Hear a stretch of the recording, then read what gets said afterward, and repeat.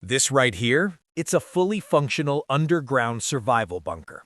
Inside, it's got everything you'd need to wait out a serious disaster. Reinforced walls, a ventilation system, food for the long haul, and a place to sleep. Now, what if I told you the whole thing was built for less than a new iPhone? We found a prepper who looked at the multi-million-dollar doomsday condos and said, no thanks. He decided to build his own shelter, on his own terms and on a razor-thin budget. But building underground is incredibly dangerous without professional help. We're here to see what he's created, but we need to be clear. This is an extreme DIY project, and taking this on without expert knowledge could be a disaster in itself. Join us as we tour his incredible creation. We're about to find out if this is a budget prepper's paradise or a dirt-cheap death trap.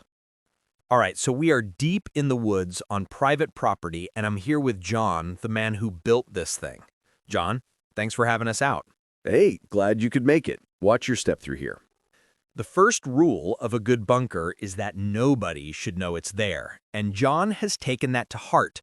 What just looks like a messy pile of brush and a log is actually the front door. It's all about camouflage. The entrance is your most vulnerable point. I didn't want some big steel door screaming bunker here. I wanted something that nature would just take back. This is basically a pole-covered trench shelter. The idea is ancient, but it works. John pulls back a few branches, revealing a heavy earth-covered hatch. He lifts it, and a set of steep wooden steps disappears into the darkness. The air that hits you is cool, smelling of earth and dry wood. It honestly feels like you're entering another world. It's tight, it's compact, and I'm not gonna lie, it's a little intimidating. Choosing the right spot for something like this is critical. You need to be away from water, clear of utility lines, and on stable ground. John told me he spent weeks scouting this exact location. Okay, I'm heading in. Let's see what a $1,000 bunker really looks like. Okay, so once you're down the stairs, it really opens up. I mean, it's not a palace, but it's way more spacious than I expected. We're standing in a long rectangular room. The walls are solid earth lined with heavy plastic and supported by thick wooden posts. The ceiling is a solid row of logs covered with more waterproofing and then feet of dirt. John, walk us through the main living space. What are we looking at? This is it. The main room is about 15 feet long by 6 feet wide. The whole design is about efficiency. You have to remember every square inch costs you time, energy, and money. Thinking big is a trap for new builders. You want to start small and functional. And you've managed to fit everything in here. Over on this side, this is your sleeping area. Yep, just the simple bunk bed frame I made from leftover lumber. You don't need fancy furniture. Hammocks are actually a great choice in a shelter this small because they save space. But I wanted something more permanent, so I built this raised platform. Underneath, it's all storage. Every single thing in here has to have more than one job. The bed is for sleeping, sure, but it's also a giant storage container. It's a classic tiny home strategy, but it's absolutely critical when you're living 6 feet underground. The floor is just packed earth, but he's covered it with heavy-duty tarps and some old rugs, and it's surprisingly comfortable. There's no damp feeling, which is one of the biggest enemies of any underground structure. A lot of people think digging the hole is the hard part. It's not. Keeping it dry, that's the real challenge. Exactly. It all comes down to layers. You've got the logs, a waterproof tarp, about 18 inches of packed soil, another heavy plastic sheet, and then another 1.5 feet of topsoil over that. It sounds like overkill, but that layering is what keeps you dry. It's also what provides a decent amount of radiation shielding if it ever came to that. Okay, let's talk about the single most important thing that separates a shelter from a tomb: life support. Air, water, and sanitation. This is where a lot of budget builds fail, and failure here is not an option. How are you handling ventilation? That was my #1 priority. You can last weeks without food, but only a few minutes without air. I have 2 separate PVC pipes. One is a fresh air intake, the other is an exhaust for stale air. They're at opposite ends of the bunker to create crossflow. The intake pipe comes down low to the floor, and the exhaust is up high since hot, stale air naturally rises. And the intake is filtered, obviously. It has to be. Right now, it's a simple setup with a bug screen and a housing where I can slide in HEPA filters. But the real game changer is this. This is a Kearny Air Pump, or CAP. It's a manually operated pump made from a plastic sheet and a simple frame. If the power ever goes out, and you have to assume it will, I can still manually pump huge volumes of fresh, filtered air through here with almost no effort. It's a brilliant low-tech design that guarantees breathable air. That is incredible. It's a completely off-grid solution. Now, what about water? I have a two-part system. The main supply is a 55-gallon drum of potable water for immediate drinking and cooking. For the long term, I've got a high-quality water filter. My location is key. I'm within 100 yards of a stream that runs year-round. It means I have to haul it, but it's a renewable source. You need about a gallon per person per day. And that brings us to the least glamorous but maybe most critical part of long-term survival: waste. Yeah, nobody wants to talk about it, but it's the one thing that will make a shelter unlivable faster than anything else. The solution is simple: a twin bucket toilet. One bucket for liquids, one for solids, with sawdust to manage the odor. It's not pretty, and you have to stay on top of it, but it's sanitary and basically free. The ingenuity on display here is just amazing.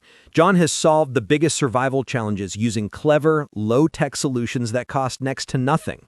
If you're finding this kind of practical, budget-focused prepping as fascinating as I am, do us a favor and hit that subscribe button.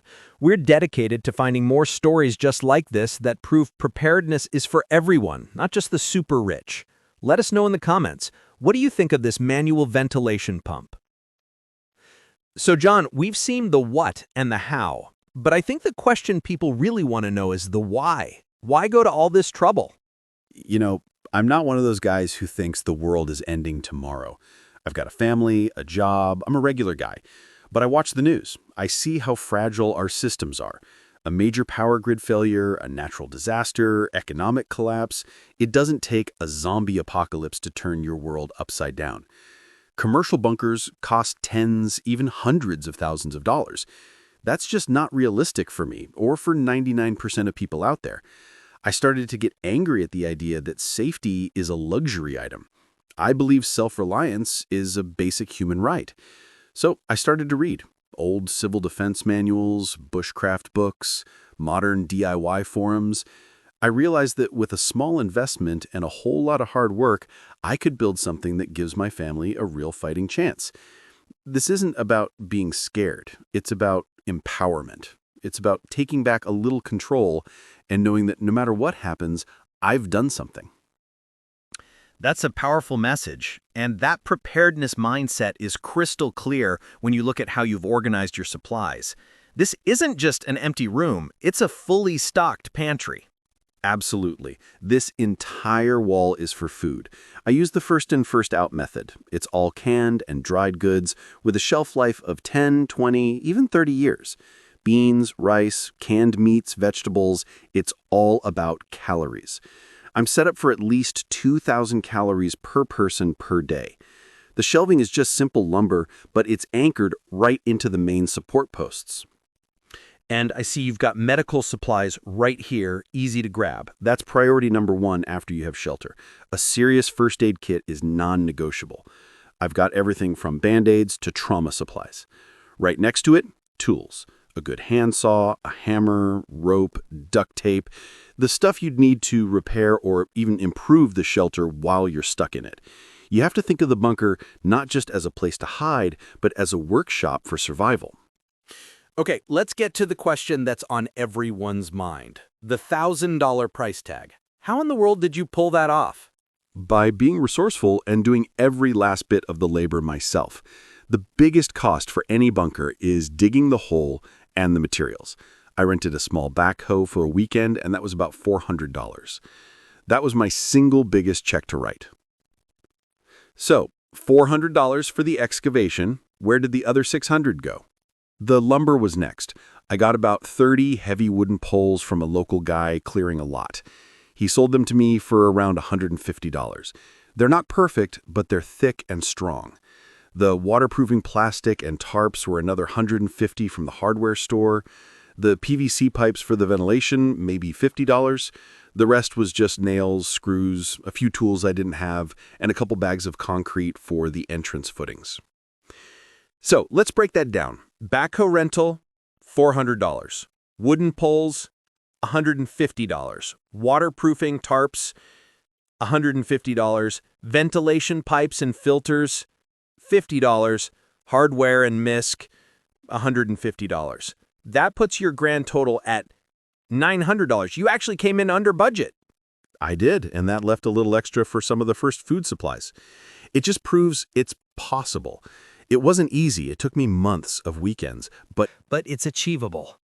So this brings us back to our big question. Is this a budget prepper's paradise or a dirt-cheap death trap? The truth is, it's somewhere in the middle, and that's exactly what makes it so brilliant. Let's be real, this is not a luxury steel and concrete bunker that can withstand a direct missile strike, but that was never the point. This is a pole-covered trench shelter, a design that has been proven to offer excellent protection from things like radioactive fallout and severe weather. John has brilliantly tackled the biggest survival challenges: security through camouflage, a tough and redundant ventilation system, and a solid plan for water and sanitation. But, and this is a big but, a project like this is not without serious risks. Without professional engineering, DIY shelters can be incredibly dangerous, with the potential for collapse or flooding. John has done his homework, but for anyone watching, please do not try this without understanding the immense dangers involved. It's not a paradise. Living in a small, dark space for weeks would be a massive mental challenge. But a death trap? Absolutely not. This is a testament to ingenuity, hard work, and the empowering spirit of self-reliance. For the money, it is, without a doubt, one of the most impressive prepper projects I have ever seen. John's bunker is proof that you don't need to be a millionaire to take real steps to protect your family. It's about knowledge, planning, and the will to get your hands dirty. He turned less than $1,000 and a patch of woods into real peace of mind. What do you think? Is this the ultimate budget bunker? What would you have done differently? Let us know your thoughts in the comments below. We read every single one. If you enjoyed this tour, give this video a like, subscribe to the channel, and hit that notification bell so you don't miss our next adventure into the world of prepping and survival. Stay prepared, and we'll see you on the next one.